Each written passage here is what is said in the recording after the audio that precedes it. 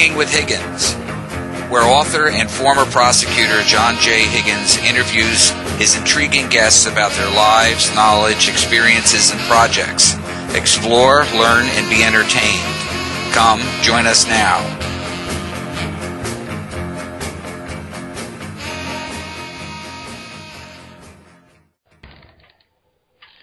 Good evening and welcome to Hanging with Higgins.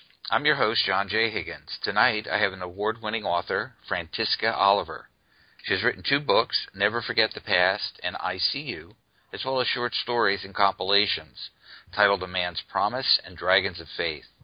Her website is located at www.frantiskaoliver.com, and she has author pages on Facebook under facebook.com/Frantiska Oliver, and that's spelled FRANTISKAOLIVER.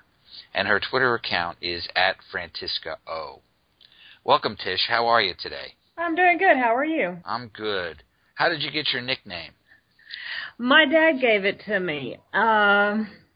I was named after my great-grandmother, and some people were having a hard time getting Frantiska, so he just shortened it and said it was going to be Tish. And that's what I've been ever since. And where does Frantiska come from? Because that's a different kind of spelling for the name. It comes from Czechoslovakia. Ah, okay. Well, that makes sense.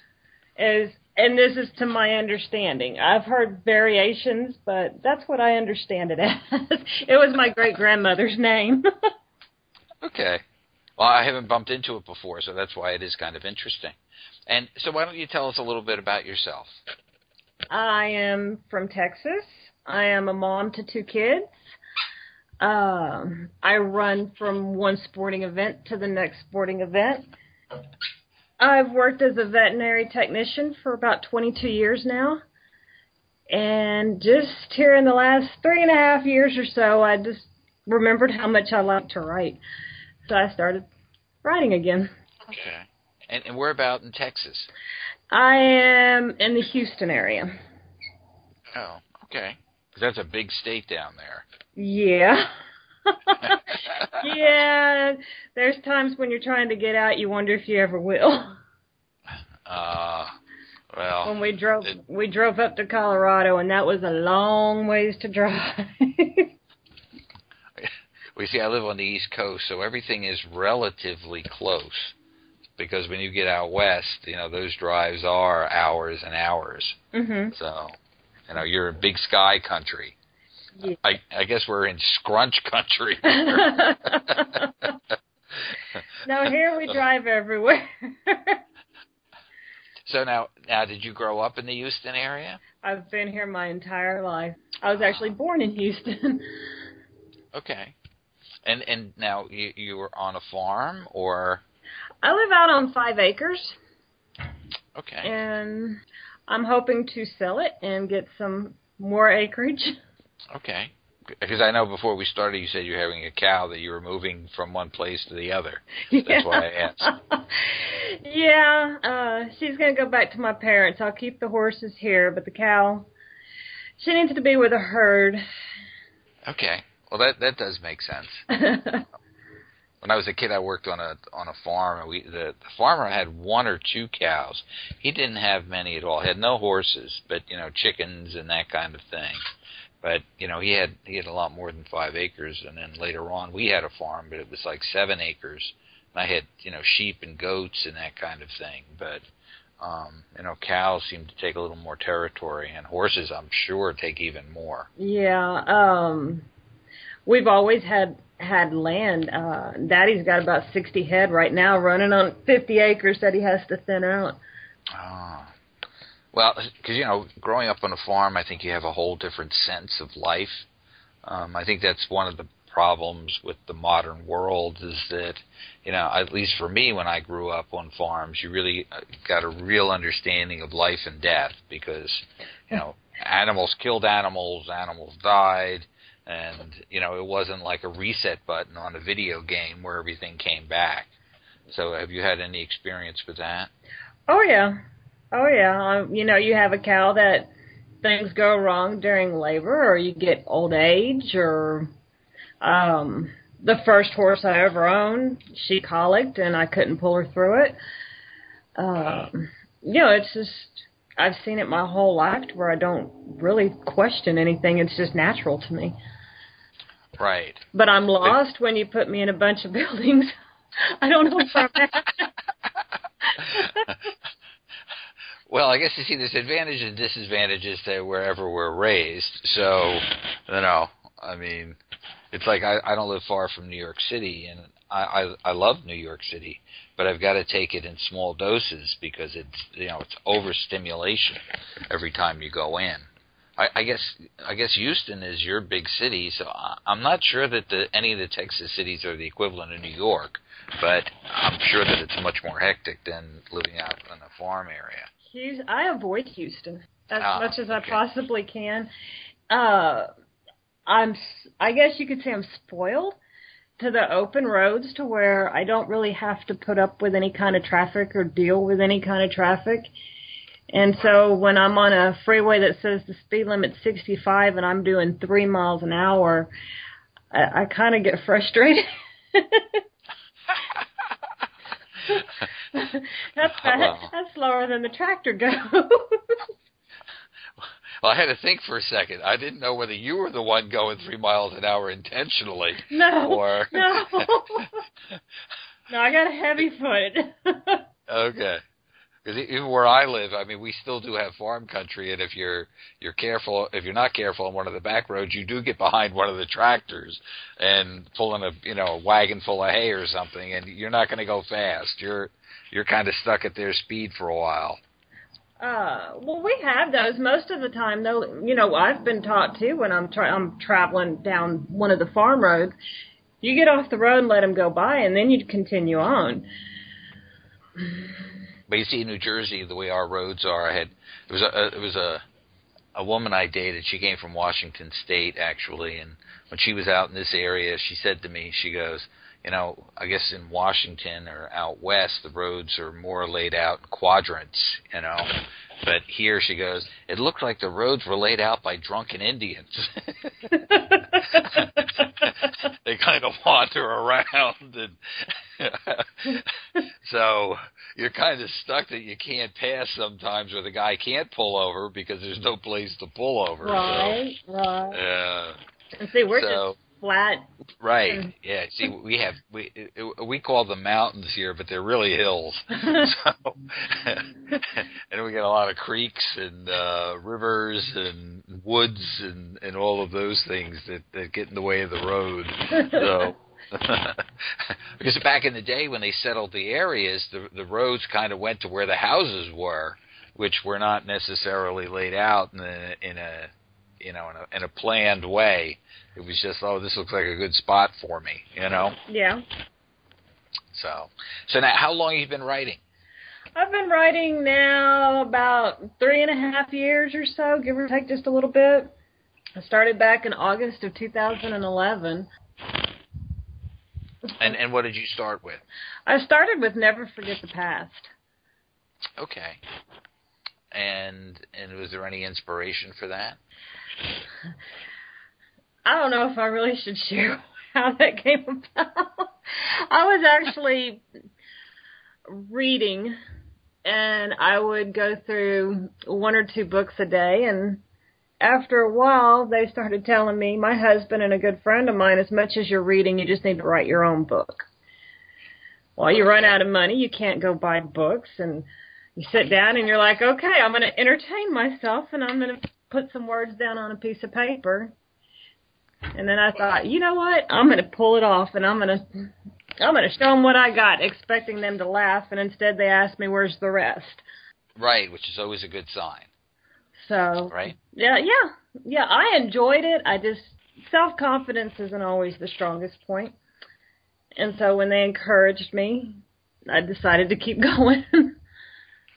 Well, I think that's true for a lot of people who write, because it's, it's kind of a leap of faith in some ways that, you're just not wasting your time amusing yourself by putting words on a page. Right. And then you're not, at least for me, I wasn't sure that people would be able to follow what I was writing, particularly when the story gets a little bit more on the intricate side. So it's like, am I communicating in a way that people really, find it interesting? Right. I don't care how much you've written. And you change. Go write a novel. Excuse me? You change. When I started writing, and I wasn't serious about it. It was just a joke, fun, let's have a good time.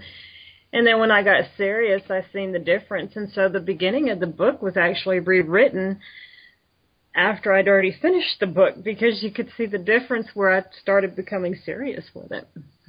Uh-huh. So did you take any courses in writing in that when you were growing up? Other than what was required, that was it. Just your English. And if they let me make up stories, I enjoyed it. If they wanted me to write a document, I did not have fun with them. Well, I don't think anybody has fun with that, to be honest with you. I've written many legal briefs. It wasn't like I started, rubbing my hands together like, oh boy, here I go. I like the fantasy. I like to just, wherever my mind is wandering, that's the part I like to write. Right. So now, growing up, were you like a kid who had a lot of fantasy and imagination, or were you more practical and dealing with other people all the time? Like being extroverted versus introverted. As a kid, I was probably the true definition of an introvert. I spent majority of my time going out with the cows, with the horses, or I go out there to try to catch a rabbit or whatever I could find that occupied my time. I didn't need to talk to people. I had no desire to talk to people. Huh. Okay. Now, once I started getting older and got into high school and discovered that I had a voice and that I did like to talk, I lost some of that, and I started running at the mouth, and I didn't spend as much time out in the pastures and doing everything out on my own. I actually started having company. Okay. And now I can go either way on an introvert or an extrovert. It's all going to depend on the time of the day and the mood that I'm in. Right. Well, I think it's important to be able to develop both sides of our personality. But, I think that at least most of the people I've interviewed that write, it seems that they did have a lot of that quiet time that they spent by themselves, and I guess kind of developed their own, I don't want to say personality, but more their psyche, Yeah. Because I think you have to be able to do that to be able to be creative enough to write, a novel. Writing nonfiction's a whole different thing, because you're really, doing research and then processing all of that and then regurgitating it in some form or other and putting it on paper. But when you have to do something creative, you take something that really doesn't exist and then make it, appear. I just like to play with my imagination. When you're looking at a tree, you can think, man, I wonder if that branch started swaying this way and started swaying that way, if it could actually reach out and grab you as you're standing there. Okay. Or throw apples at you like in The Wizard of Oz. Right. Or if the cow could actually tell me what she's thinking. And so I'll start imagining things, but I have to watch, because I have a tendency to not realize that I'm talking out loud with my thoughts. And I've gotten some strange looks because I've got something rolling in my head for a storyline, and I'm running dialogue in my mind or whatever, and it's actually coming out of my mouth at the same time. Okay. Well, I guess that could be embarrassing at different times. Yes. Now do you create a different voice as you do it, or? In my head, it's different. I hope I'm talking normal. I don't realize I'm talking, so I'm not hearing myself. Okay, because all of a sudden, you're doing a black male character, and you got a really deep voice. I hope I'm not mimicking some of the stuff. I hope I don't actually say some of the stuff that runs in my head. I think we all do that. We hope. I was always worried in my office because I have a cockatiel called Mr. Lincoln. Uh-huh. He was hatched actually on Lincoln's birthday. And if it's really quiet in my house, every once in a while I'll call out to him, and it's like, Link, Link, Lincoln. And I was so afraid that in my office, when it got quiet, I'd be in there going, Link, Link, Lincoln. He's coming for me, Because some of that stuff becomes subconscious, and you don't even, pay attention to it. Yep. I've caught myself rocking a child without having a baby in my arms. I'm standing in the teller line waiting to deposit a check, and I'm rocking back and forth. Well, you can be like Walter Mitty, right? With the. Well, who was the guy who had the fake rabbit? I don't know. I don't think that was Walter Mitty. I think it was another guy, Harvey. It was Harvey the magical rabbit or something. So what kind of books did you like to read? I like the fantasy, the paranormal. I like the Shapeshifters are probably my favorite. I've read a lot of vampires and werewolves and all of that. I like things that just aren't real. Oh, yeah, okay, makes sense. Get you out of yourself. I started reading some of, like a John Sparks book and different ones like that. Is he one of the writers that you? But they're real. Influenced what you did? When you wrote your own?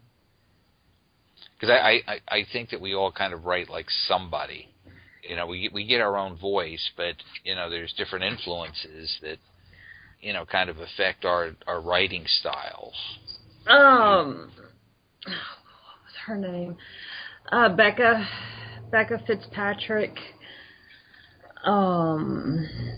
Suzanne Collins. Okay. I'm trying to think of some off the top of my head.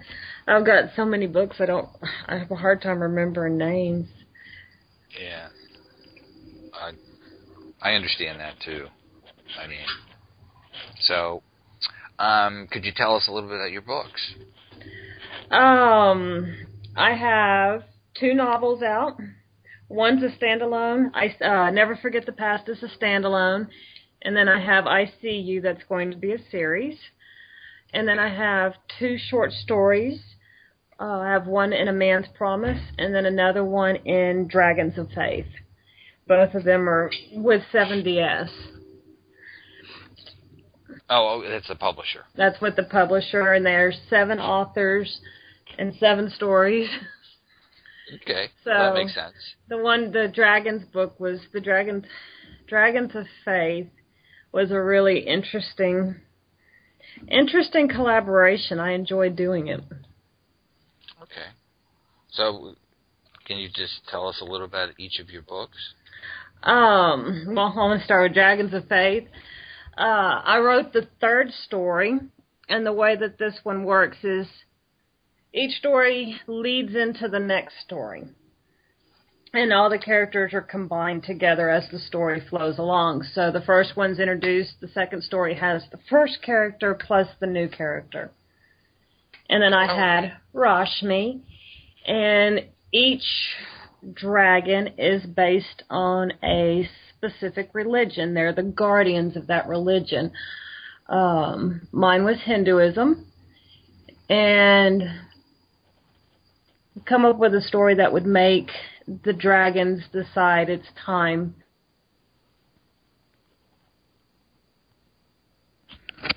It's time to what?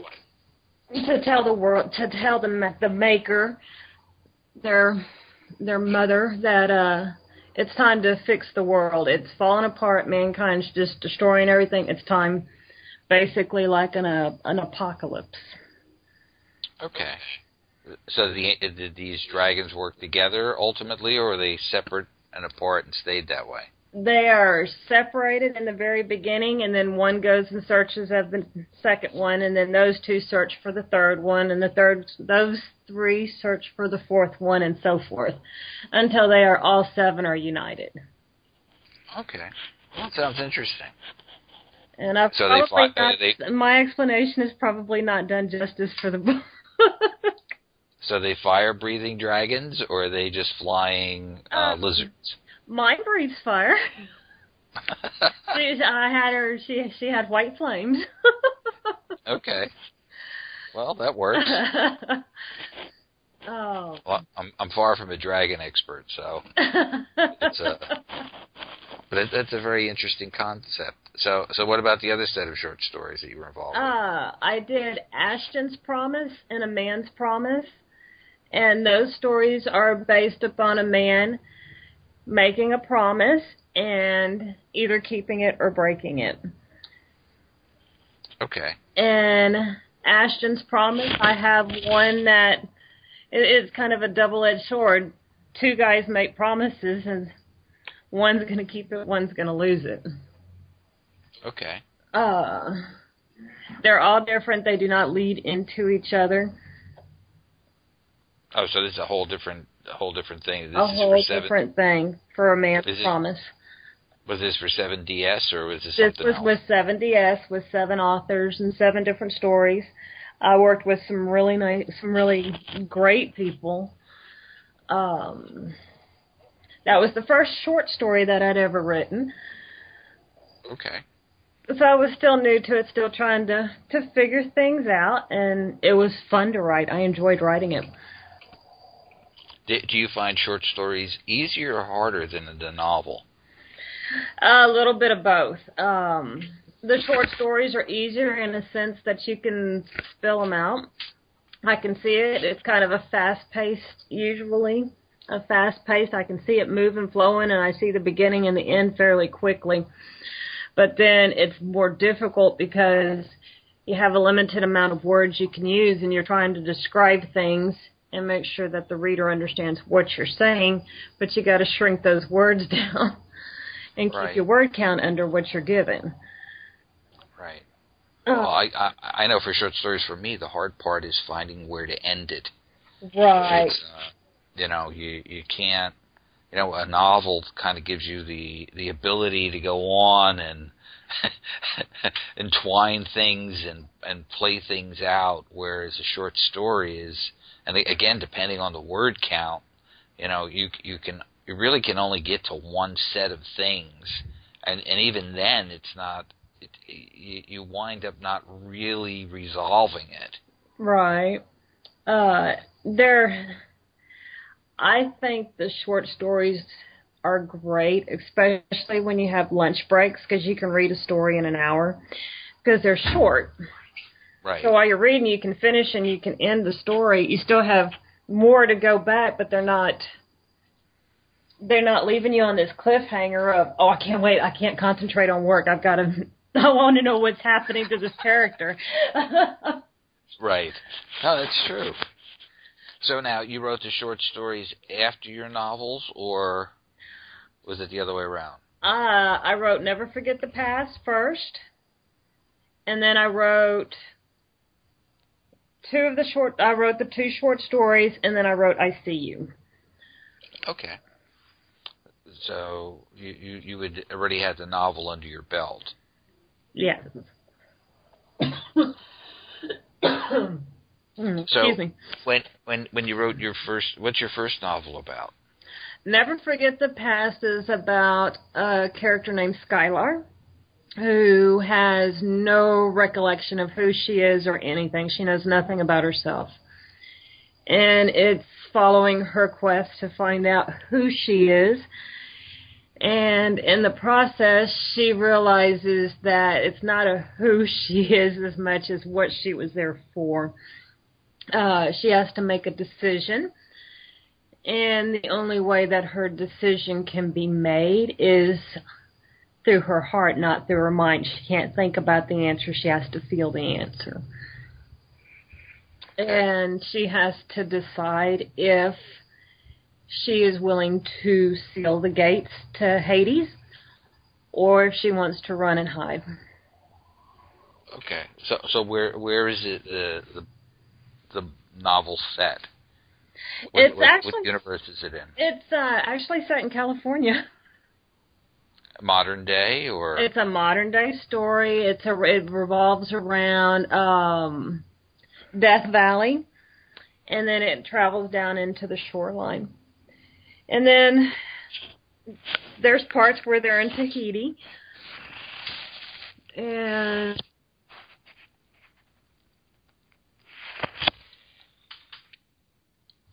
they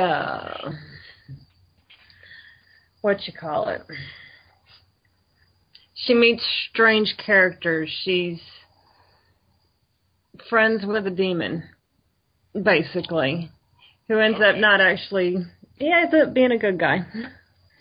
And she's also being hunted, so she's running for her life. And I have nothing written down to go by. I'm trying to just run it off the top of my head. Yeah. Well, roughly what age is she? Is she, teenager? Is she young adult? Is she old? She's a young adult. I'm saying her 20s. Okay. So she's basically independent and on her own then. Yes. But she still has her dad around that watches her very quietly. Okay. So he's like a mentor as well as a father. No, she doesn't even know he's watching her. Oh, okay. She doesn't even know who he is in the beginning. She doesn't figure him out till the middle. Okay. Well, that's how, novels unfold. I mean, the way you tell your tale, right? I write a whole lot better than I can explain it out of my mouth. Well, I think that's one of the hardest things to do is explain what you write. I don't think that that's necessarily easy. I mean, when you write out, like you're writing your blurb, your back book blurb, you can think about it and you can rearrange the words for when you're speaking it. Whatever comes out of your mouth, you're not going to get to a chance to rearrange it. It's already out there. Well, and the thing is that if you've written a really interesting novel, there's a number of storylines that basically entwine and the character develops and whatever. That's why I always think that those succinct, little blurbs about what a book is about is sometimes the hardest thing to write. It is very hard. You're trying to condense however many thousands of words into 200 or less.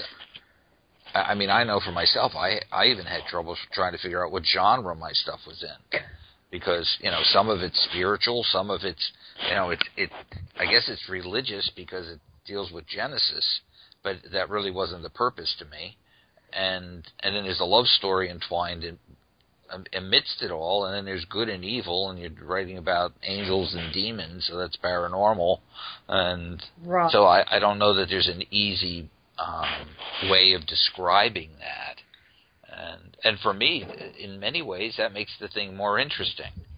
It's all the cross genres. Yeah, I mean, if I'm reading a spy novel, I know what a spy does. Right. And if I'm writing a crime novel, I know somebody commits a crime, we got to find them. But I too wanted to go someplace else, that really hadn't been written about in a way, because you talk about heaven. Nobody really describes heaven. I love to buy the books of the people who had the near-death experience, but it's usually about 3 paragraphs of what the other side is like, and then we're dealing with their recovery from some major car accident or illness, right. Which is I'm glad the person survived, but I really don't care about their medical procedures. So, let's see, I start getting curious about the procedure. Well, you see, then that's why you probably read a lot more of those than I do. But you throw in all the creatures that just they don't exist. Your shapeshifters and and all of that, you can do so much with them. You can make them anything you want them to be. You're not limited, where when you're describing on the life after death and what heaven looks like, that's kind of a difficult thing to do. Well, I would think that the people who were there saw something, but the descriptions are usually not very detailed, or they're detailed in a very brief moment, but not. I never really get a full feel for the place, I think it's just beyond imagination. Yeah, and that may be what it really is, and where their memory is not allowed to come back with them, which could be, part of the whole, part of the whole system and process. The mystery that entices you. Right. I mean, there's some, I don't know if it's really religions, but it's more spiritual theory that, we reside up there and we come down, into a body and live our life without remembering what that was like in the other place. And then when we go back, everything falls back into place. But, I mean, if you knew everything was going to happen to you in a lifetime, or, none of it was really that important because you were going back to being, an eternal being, you might deal with the world differently. So. Yeah, if you know things ahead of time, I think you respond differently and you do things differently. Right. And when you're on Earth, we're all looking for a crystal ball. Right. Aren't we? Yes. You want that lottery number, or the next big stock, or which house to buy, or whatever. So it would take most of the fun out of it. Mine right now, I just want to know, is it going to rain tomorrow? Am I going to have a ball game, or am I driving an hour down the road to turn around and come back home? Well, you see, your crystal ball, we might be able to turn on the TV and get that info. They've tried to fight the weather, and so we go, and then the weather wins. Oh, I got my pilot's license, and you want to talk about frustration. You would set an appointment up, each week to go flying. Mm-hmm. But when you go, if I would be sitting home here, get the weather report and everything, and it's calm. And the little airport I was learning to fly out of is probably 15 minutes from my house. I'd get up to that airport, and the flag on the flagpole would be fluttering furiously sideways to the runway, which was no way you could take off in that with these small planes. And it was like, oh, damn. So, you'd only get to fly maybe once a month, but your motor memory just didn't lock in that way. So it was like your body had to relearn each time you were going up in the air. And the conditions in the air are different each time. Mm-hmm. So it just took a while. Finally, what I did to finish, I told my office that every nice day I was probably going to be up in the air, and we'll just work out the schedule later. See, I'm scared to fly. I don't like it. I get on there, and I buckle myself in, and I just count the seconds. It's not even minutes anymore. I count seconds till I get back off the plane. I don't like to fly. I always say if we were meant to fly, we'd have wings coming out of our backs, and I don't have no wings. The coolest thing is to go racing down a runway, and then all of a sudden you're up in the air. Now I like the speed. I like that thrust, and I like the pressure where you're pushed back into your seat. It's just when we leave the ground, that's a long ways to go back down. So the amazing thing in the whole process is that you strive to get to that stage where you solo, where you can fly by yourself. Mm-hmm. Because generally you have the instructor next to you, so if something goes wrong, the guy takes over. But all of a sudden, you get solo and you go rolling down the runway again that you've done, Lord knows how many times. You separate from the earth, you go up in the air. The plane operates so much easier with just you in it. you don't have the extra weight. And once you're in the air, then the thought dawns on you, I got to get down. What if something goes wrong and I have to tell what to do? I'd be screaming, parachute. Oh, I'm the parachute. So it kind of changes the equation. And, you know, you go, my first cross-country flight, I was flying from here to Lancaster out in the Amish country. And we had already been there once. I had been there with the instructor. And I don't know, somehow I got off course by something, and I overshot the airport. And the next thing I know, I'm going into Harrisburg airspace. And I'm going, oh, my God, now what do I do? I'd be screaming for a parachute. I want out. Well, you see, the general rule in flying is if you start getting fouled up, is you start to circle. Oh. And then you get a hold of somebody who can guide you back to where you need to be. That's the great thing about air traffic control, you know. They'll give you what's known as a vector, and they'll give you a heading, and then that's what you do. The big thing is you can't panic. Same thing with scuba diving. You can't panic. Oh, see, I don't like water either. Well, yeah. I would probably have you shaking in my life. No. But you write about dragons. Yeah, now I'd ride a dragon. See? I wouldn't have a problem in the world doing that. That'd be like climbing on the back of the horse and going for a ride. I'd be perfectly fine with that. I think the problem I have with the planes is they're not really alive. You got to depend on nuts and bolts and fuel. Yep, that's true. Can't get any water in the fuel, and that happens too sometimes. Nothing can freeze, so it's a different thing. That's for sure. So why don't you tell us about your second book then? I See You is about a shapeshifter named Haven, who was sexually abused as a child, and she set out on a path to seek revenge against child predators. And what she'll do is she changes herself into whatever animal the child will trust. And she goes in and she gets rid of the monster. Okay. And then with I See You, she meets a girl named Cassidy as she goes in to save, and it ends up she discovers she needs some saving herself. She meets some people. She meets Cassidy's Uncle Bryce, and she watches the relationship Cassidy has with her family, and she starts to remember things that she'd forgotten, dreams that she had shoved aside and just closed up and didn't want to think about anymore. And it goes into, as well as saving a child, also her in the process of trying to heal herself. Definitely a difficult topic. It is a difficult topic. Trying to find some of the words to describe that. You learn there's not a strong enough word to describe that.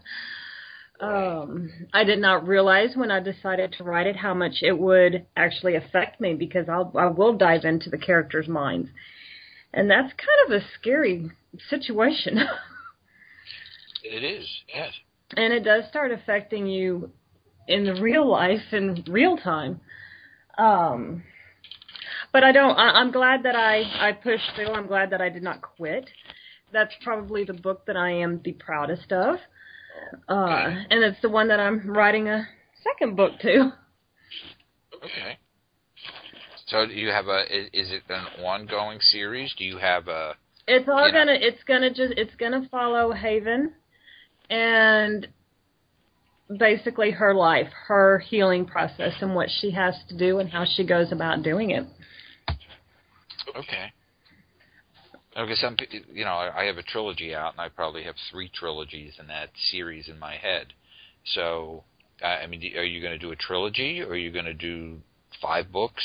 Do you have any sense of that, or are you going to let it develop as it goes along? I'm going to let it develop as it goes along. Right now, the goal plan is 3. Okay. Well, like I said, it is a very difficult. It's very difficult to write when you have to think about things and putting yourself into some of those positions. Right. To where it's going to depend just how strong I can be. Yeah. So roughly how old is your main character? She is about 21, right around in there. Okay. So is this a young adult book? I get confused in terms of ages. In terms of once new adult, I think is the one that's after young adult. I'm confused. When I wrote it to where I kept it as clean as possible. I kept it without foul language, and I chose the scenes kind of fade to black to where you're just going to have to figure things out. And I did it to where high schoolers could read it, because I think that, that's an age group where if they need help or they're looking for words to describe something, then hopefully something will help them out of the book.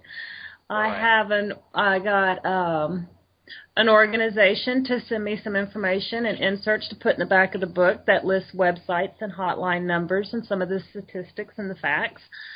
And so I don't know where it's actually classified. I would say high school and above is my own personal opinion. Okay.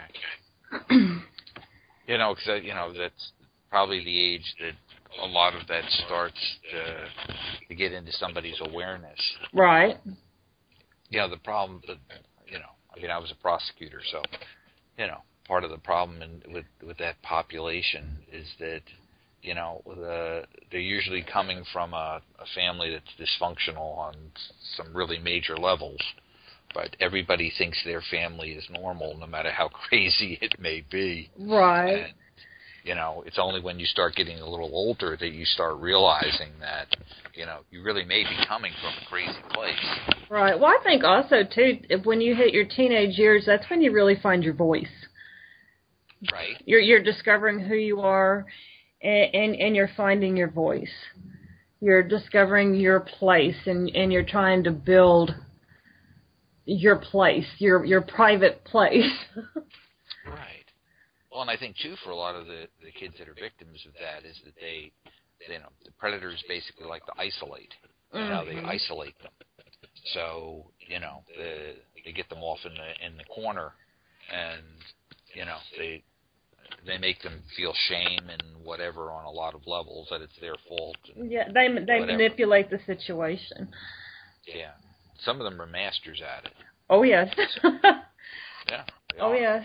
Oh, yes. So that's where I'm thinking that teenagers it's a good point for them, because they are searching for their voice.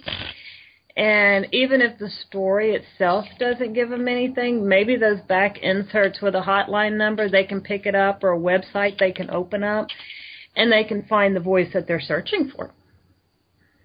Yes. No, I think that's how that comes into awareness. And then I wanted the story to be in the paranormal, because it pulls away from some of the reality. Yeah, you get your shapeshifters, and she's shifting into a tiger to attack this guy, and it's not like a fist fight or a gun or something like that. It's this tiger that's going, or a bear or what have it. It's a lot of inside voices inside Haven's head. Well, definitely a very interesting concept, because everything that generally happens with the victims in that is that they learn disassociation. They remove themselves from the event, right, while it's going on, and that the hard part in treating victims of that is to keep them not vanishing from themselves emotionally when they're re-experiencing it. Yeah. So, well, you got to face it. You can't erase it. Right. And, a lot of them, when I was reading on where the statistics are and on what things happen, they turn to drugs and they turn to prostitution because that's what they know. The drugs give them an escape, so I'm kind of still in the process of learning about some of that stuff. And hopefully I can get it all together and tie in to make sense for the second book. Well, I'm sure you will. I mean, that's, the good thing is once you're on the road with something, it kind of, at least for me, it always kind of takes on a life of its own. I had been asked a question when I first started writing I See You, and it was, who are you writing the book for? And that question I never realized was as important as it is until I got asked and actually had to think about the answer. Are you writing it for someone to be entertained? Are you writing it for yourself? Are you writing it to try to help somebody? Are you writing it to try to shed light on something?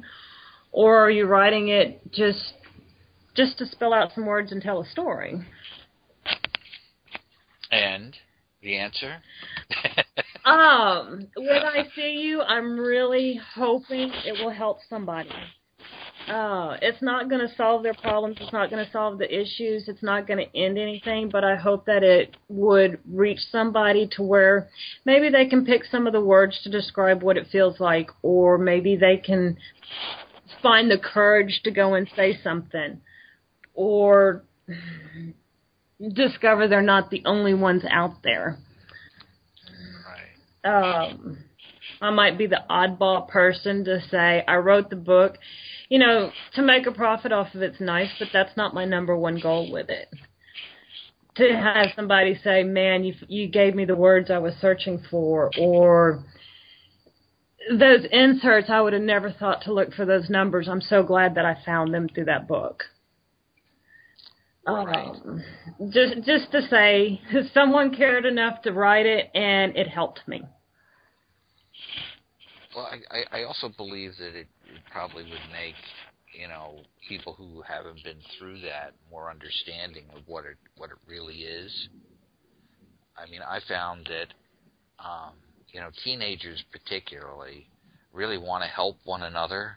Mm-hmm. They're really...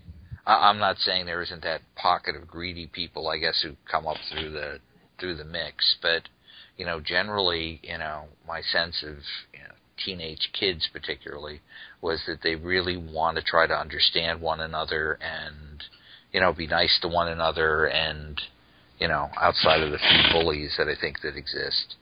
They're more, this one here understands me, I understand them, hey, let's talk kind of thing, and they're quicker to talk to each other than they are to an adult. Yes. And they'll confide into each other before they will an adult or an authoritative figure, which you get into high school, if I could get I See You in there and the kids start reading it and they can confide in each other and offer each other support and find the right direction, then, I've done my job. I've succeeded in what I set out to do. Or if they pick it up off of one of the sites, one of the bookstores or whatever. Yeah. If nothing else, just like I said, give them a voice. Right. No, I think it's an important thing, and I think that the schools many times those kind of writings are really helpful to them. I still don't understand to this day why we have teenagers reading Romeo and Juliet. Not to say that it isn't a nice story, and Shakespeare is he's like a genius in the way he describes people if you can translate him properly. Mm-hmm. But the whole idea of teenagers in thwarted love killing killing themselves is really not the best example to be putting in the school to kids that are in that age developmental stage where everything is so dramatic and they have no sense of time that you get through bad things. You break up with your boyfriend and the world's about to come to an end, or your girlfriend dumps you and life's just ruined. Right. Right. And here you've got, this is the example that we have them reading. You know, it's like I say, I don't quite understand how we got to that, but you know, something like what you're talking about would be much more valuable in terms of, you know, trying to, you know, deal through, you know, problems that face kids. See, I know the school that my kids go to, they do participate in April for the child abuse awareness. But abuse doesn't happen just for 1 month. It's year-round. And if you just only have things available for that 1 month, what about the other 11 months? See, I think there should just be something available, some kind of a, I don't know, posted on the billboard, just some hotline numbers or something, and not just for sexual, but for drug-addicted parents or abusive and beating or neglect, just to where they could find some help, because some kids are screaming loud and they're screaming at the top of their lungs and nobody hears them. Well, I kind of changed the whole substance abuse system in New Jersey for the governor back in the 80s, and the attorney general I was working for, because he was heading the whole thing, at one point he had said to me, he goes, John, if there was one thing you could do that would, you know, affect, you know, how we were dealing with kids who were getting addicted or abusing drugs or whatever, he goes, what would you do? And he goes, would you put curriculum in the school? Would you? I said, look, the most important thing you can do is put like these student assistance counselors in the school, specialized guidance counselors, because you really need somebody who's invested in helping the kids with the knowledge base that they really you know, they really understand and are interested in. Having teachers just teach something and they have no interest in it, you know, you can really you can stand up at a blackboard and make something that's really, you know, sad funny, something that's really funny sad, Right. whatever. And kids generally, particularly when they come from backgrounds where you really can't trust the adults or authority figures, particularly in what you're talking about, even more so, Right. is, you know, they've got to find trustworthy adults that, you know, they can confide in without, you know, I mean, most of the kids in the abuse world are afraid that the adults are all going to circle around and, you know, blame the kid, not the predator, and a lot of times that's what really happens. Right. Well, because it's gotten better, but when you bring up the word molestation or incest or rape, people, they shy away, they cower from it. It's kind of an embarrassing or an uncomfortable topic, and the kids pick up on that. And the ones that are going through that, they're like, okay, what am I doing wrong? Right. Or they blame themselves. Right. So and those predators who know how to manipulate it, they know how to do that. Okay. So the kid thinks it's their idea to begin with. Right. So, you know, it can get really squirrely. But that's why I think that, you know, it's important to have those kind of counselors. Do you have those out in Texas? We mandated the kids I had, my kids, they go to a small school. Okay. And we don't have that. They have a counselor in the school. They actually have a side program. It's a faith program, but it revolves more around church. And outside of that, it's more just them talking amongst themselves. I've kept the doors wide open for mine. We've discussed, we've talked, and they know that I'm willing to listen. And I'm hoping that as they get older, they'll not forget that. I will sit down, I will listen. Right. And I've just relied on myself for that. Right. Well, we mandated them in the school, so we actually, I had meetings for about 9 months with the State Department of Education, where we went over the qualifications they'd have to have and all of that. And at the end of the all, I said, so that's what you're going to mandate? Oh, no, we're just going to suggest that. So I said to the guy in charge, I said, next time I'll send you a memo. I don't need to sit through 9 months of meetings if you're only going to make a suggestion. Right. So sometimes that's the bad thing about the bureaucracy.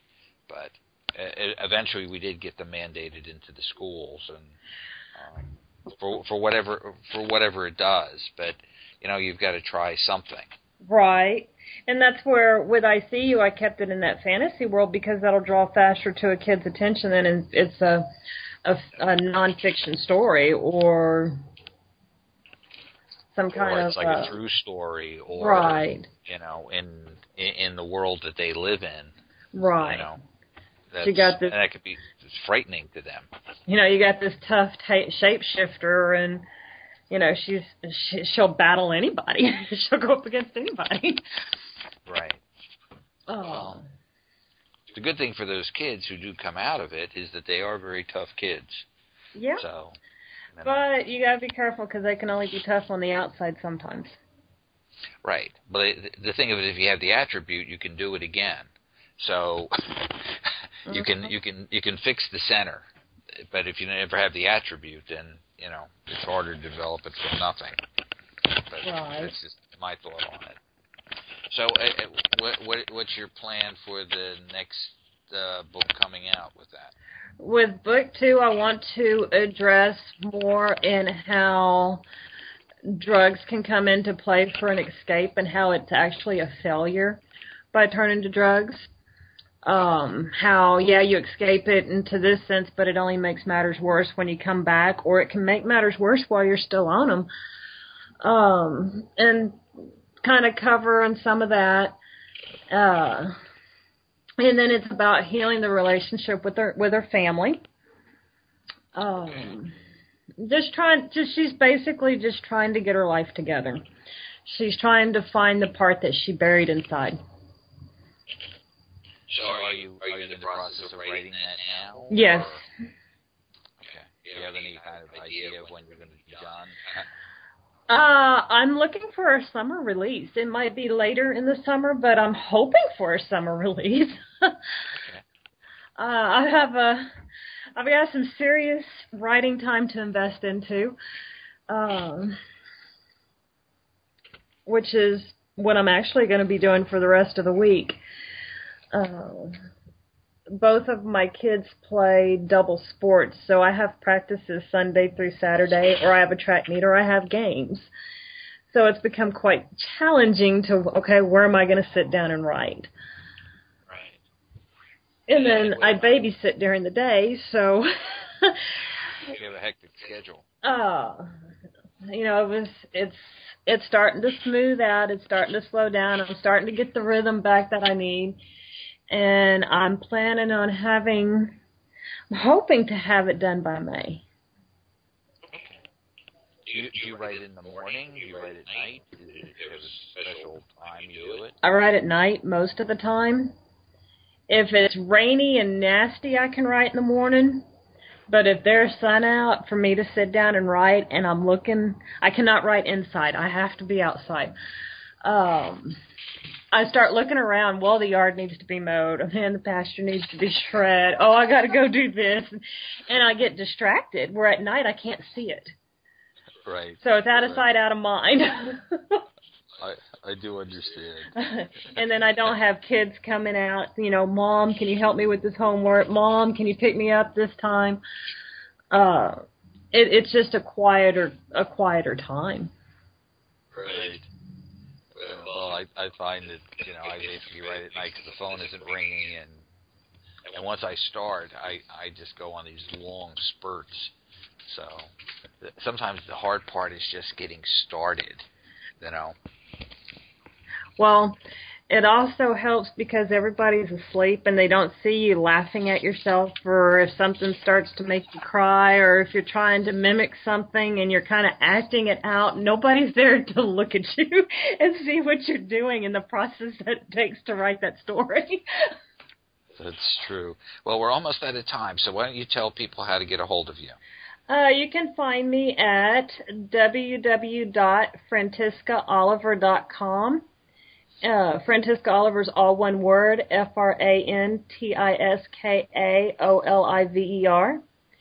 You can find me on Twitter. You can find me on Facebook, on TSU, on Goodreads, and it's all under Frantiska Oliver. What other site? You can find me on Amazon. I have an author page on Amazon. Okay.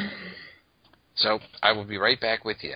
Okay. For those listening, I want to say thanks to our-truth.com for broadcasting this show. You can find out more information about me and my book series, The Archangel Jeremiel and the War to Conquer Heaven, at www.john-higgins.com. And the website for this radio show is www.hangingwithhiggins.com. And with that, I will say good night.